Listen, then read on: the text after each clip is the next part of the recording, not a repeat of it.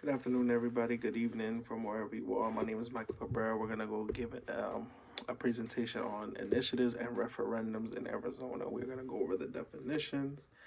We're going to go over when they were created, these terms, pros and cons, um, advantages, disadvantages, or compare and contrasting them, and also the advantages and disadvantages it has on Arizona for direct democracy. Now, let's start with the definitions.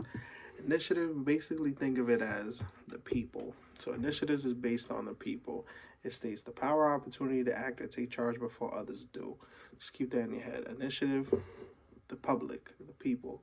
Referendum, it states, is a general vote by electorate on a singular political question that has been referred to them for a direct decision. Think of them as the government.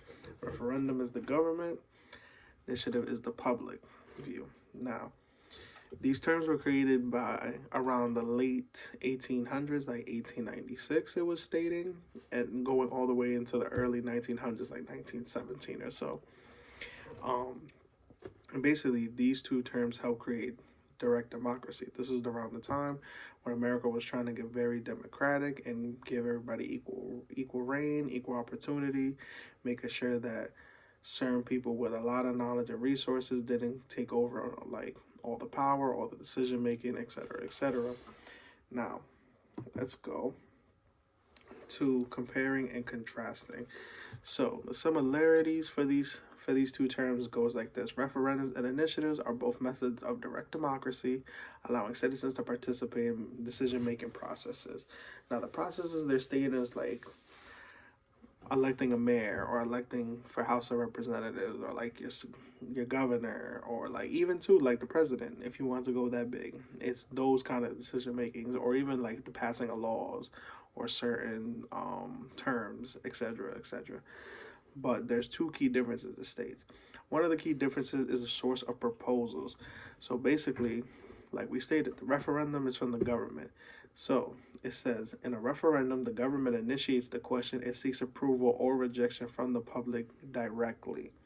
So basically, they have an issue or they have something they want to address, and they look to us to directly reject it or approve it.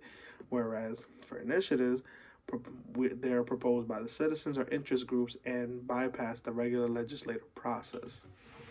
So basically, we, the people, we could go bypass certain processes, but we have to get a certain amount of signatures. We have to get a certain amount of buzz on what we want or what we're signing these petitions for and everything like that, so that it could get a buzz to get the legislators and the government to talk and discuss how could we get this, like, is this a law, so do we need to make a law for this, is an issue that really needs to be addressed, etc.